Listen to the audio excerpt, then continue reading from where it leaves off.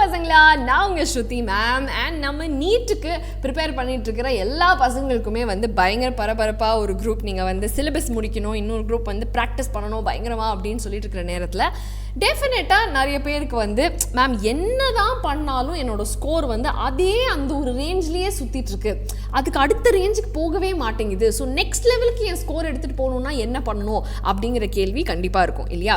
So அந்த மாதிரி உங்கள் ஸ்கோரை நீங்கள் பூஸ்ட் பண்ணுறதுக்கு ஒரு 4 வியர்டான டிப்ஸ் வந்து நான் கொடுக்க போகிறேன். ஓகே, அப்போ கேட்கும்பொழுது வந்து கண்ணாடியை திருப்பினா எப்படி ஜீவா ஆட்டோ ஓடும் அப்படின்ற மாதிரி தான் இருக்கும். பட் இருந்தாலுமே வந்து இதெல்லாம் நீங்கள் இம்ப்ளிமெண்ட் பண்ணி பார்த்தீங்க அப்படின்னா கண்டிப்பாக உங்கள் நீட் ஸ்கோரில் நல்ல ஒரு மாற்றம் வரும் அப்படிங்கிறது நீங்களே பார்க்கலாம். ஓகே, பட் அதுக்கு முன்னாடி நம்ம Xylem NEET தமிழ் சேனலில் நாங்கள் எல்லாருமே நீங்கள் அன்னைக்கு அந்த ட்ரீம் டேயில் போய் எக்ஸாம் எழுதும்போது சந்தோஷமாக கான்ஃபிடென்ட்டாக மாஸாக பர்ஃபார்ம் பண்ணணும் அப்படிங்கிறது தான் எங்களுக்கு ஆசை. ஸோ அதனால் அதுக்காக வேண்டி நிறைய செஷன்ஸ், நிறைய லைவ்ஸ் எல்லாமே வந்துட்டுருக்கு. ஸோ அதனால் மறக்காமல் நம்மளோட சேனலில் சப்ஸ்கிரைப் பண்ணுங்கள். ஓகே, அது மட்டும் இல்லாமல் எல்லா ஒன் ஷாட் வீடியோஸ், எல்லா ப்ராக்டிஸ் கொஸ்டின்ஸ் எல்லாத்தோட பிடிஎஃபுமே வந்து நம்ம கம்யூனிட்டியில் கிடச்சிடும். கம்யூனிட்டிக்கான லிங்க்ஸ் டிஸ்கிரிப்ஷன் பாக்ஸில் இருக்குது. மறக்காமல் நம்ம கம்யூனிட்டிலையும் ஜாயின் பண்ணிக்கோங்க.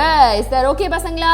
All right. ஸோ அப்படி என்ன மேம் வினோதமான ட்ரிக்ஸ் நீங்கள் சொல்ல போகிறீங்க அப்படின்னா, ஃபர்ஸ்ட் ஆஃப் ஆல் 6 மணி நேர தூக்கம் ரொம்ப ரொம்ப முக்கியம். மேம் படிக்கிறதுக்கு ஐடியா கேட்டால் நீங்கள் என்ன படுத்துங்க சொல்கிறீங்க அப்படின்னு கேட்டால் கண்டிப்பாக பசங்களா, because as a biology student your self you know sleep is very very important. Okay, நம்ம பாடியோட ரெகுலேஷனுக்கு, நம்ம பாடி ரெஸ்ட் பண்ணுறதுக்கு, மைண்ட் ரெஸ்ட் பண்ணுறதுக்கு எல்லாமே ஸ்லீப் அப்படிங்கிறது ரொம்ப ரொம்ப முக்கியம். இந்த ஸ்லீப்பை நீங்கள் தியாகம் பண்ணிவிட்டு 2 மணி நேரம் தூங்குறேன், 3 மணி நேரம் தூங்குறேன் அப்படின்னு சொல்லிட்டு அந்த ஸ்லீப் சரியாக உங்களுக்கு 6 hours கூட வரலை அப்படின்னு சொன்னால் உங்களுக்கு ஹோல் டேயோட ப்ரொடக்டிவிட்டி வந்து குறையும். அண்ட் நீங்கள் எவ்வளோ நாள் அதே மாதிரி ப்ரொலாங் பண்ணுறீங்களோ அந்த அளவுக்கு உங்களோட எஃபிஷியன்சி குறைஞ்சிட்டே வரும். ஓகே, ஸோ அதனால definitely get 6 hours of sleep. முக்கியமாக இந்த எக்ஸாம் டேட் கிட்ட வர பசங்க காம்ப்ரமைஸ் பண்ணுற முதல் விஷயம் தூக்கம்.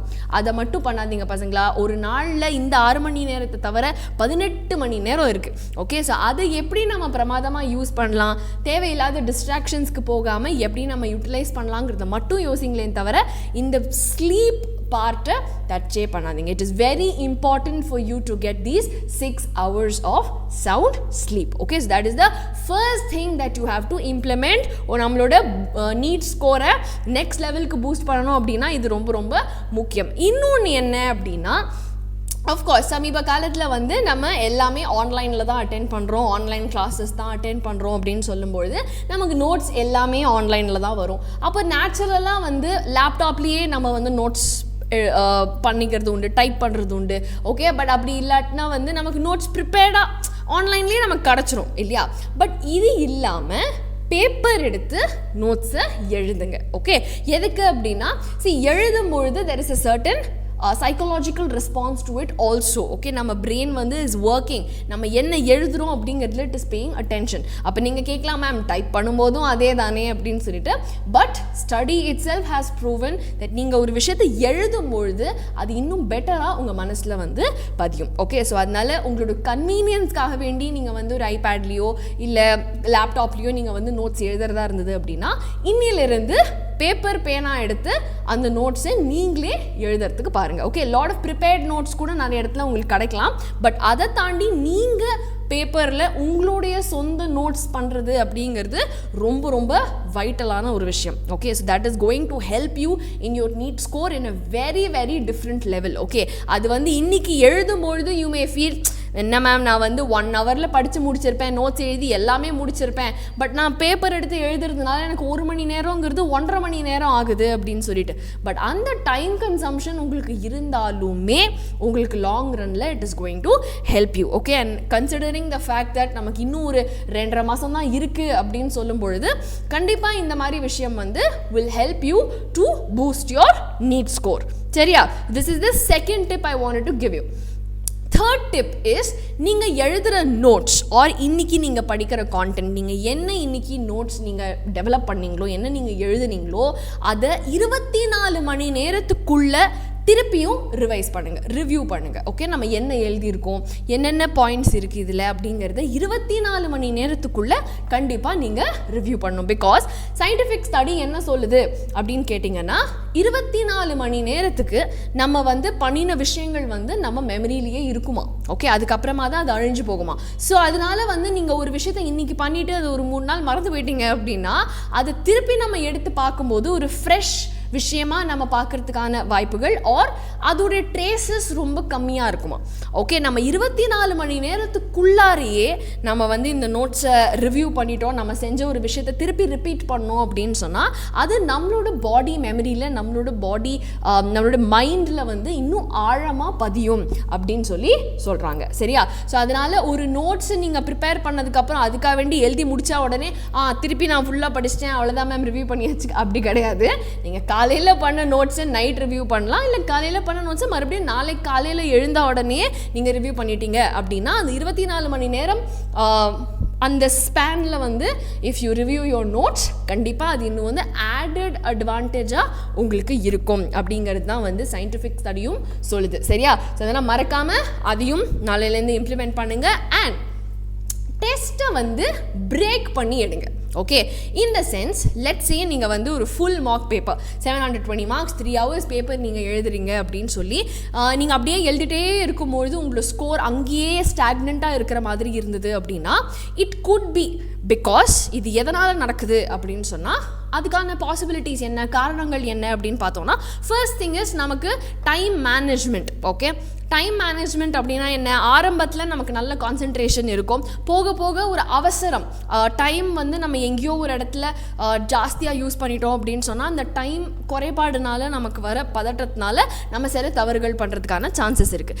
ரெண்டாவது காரணம் என்னவா இருக்கும் அப்படின்னு பார்த்தீங்கன்னா இத்தனை லாங் டியூரேஷன் நீங்கள் உட்காந்து எக்ஸாம் எழுதும் பொழுது உங்களோட ஃபோக்கஸும் வந்து ப்ராபப்ளி டைம் ஆக குறைஞ்சிட்டே வருதா இருக்கலாம். அப்போ நீங்கள் கேட்கலாம் மேம் அன்றைக்கி எக்ஸாம் டேயில் அப்படி தானே இருக்க போகுதுன்னு. கண்டிப்பாக அப்படி தான் இருக்க போகுது.